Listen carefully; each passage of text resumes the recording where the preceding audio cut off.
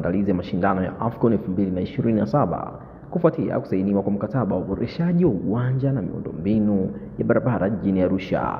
Hafla hiyo imelenga kuhakikisha barabara zenye urefu wa kilomita 19.9 zinajengwa na kuboreshwa kiwango cha kimataifa kwa gharama ya shilingi bilioni 82.9 ili kurahisisha usafiri kuelekea na kuzunguka uwanja wa mashindano hayo. Akizungumza katika hafla hiyo, Waziri wa Sanaa, Utamaduni na Michezo, Mheshimiwa Paul Christian Makonda amesisitiza utekelezaji wa miradi hiyo kutekelezwa kwa wakati.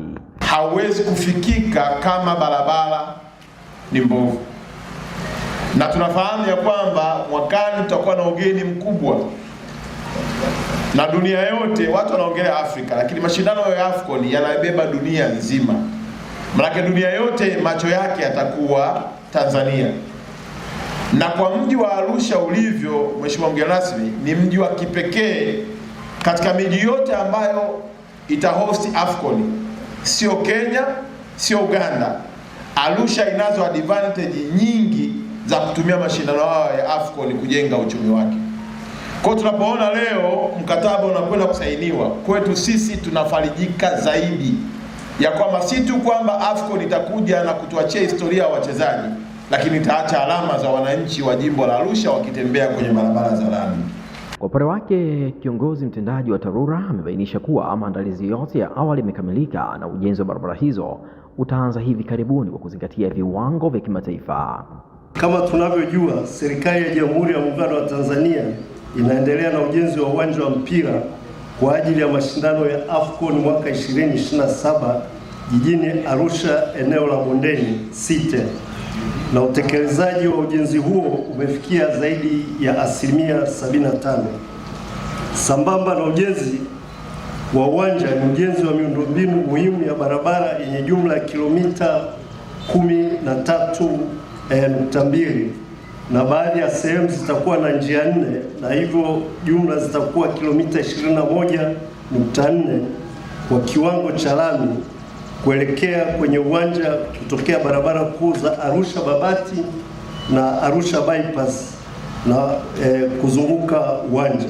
Baada ya mchakato wa ununuzi kukamilika, kampuni ya Masters China Railway Construction Engineering Group imeshinda zabuni na kupewa kazi hii ya ujenzi wa barabara kwa gharama ya shilingi bilioni 81.5 kwa muda wa miezi 13. Mkataba utasainiwa leo na kazi zitaanza rasmi tarehe 1 Aprili 2026. Pamoja na Waziri wa TAMISEMI Mheshimiwa Riziki Shemdoe, waliohudhuria hafla hiyo wamesisitiza umuhimu wa ushirikiano katika taasisi mbalimbali ili kuhakikisha mradi huo unatekelezwa kwa ufanisi.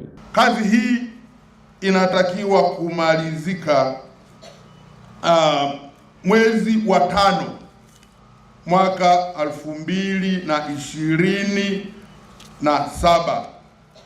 Sasa niwaambie contractors kwa Kisambaa. Mimi ni Msambaa wa Lushoto. Kwa naomba niwaambie contractors kwa Kisambaa. To the contractors, you have heard what Hon Makonda said. He said he doesn't want to see any request for extension.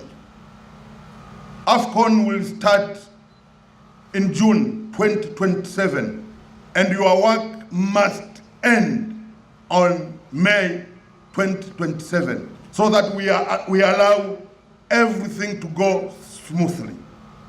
So I said I'm speaking this in my vernacular language. Take it, and I will also be serious on it. I want not to see that there is any extension that will be requested.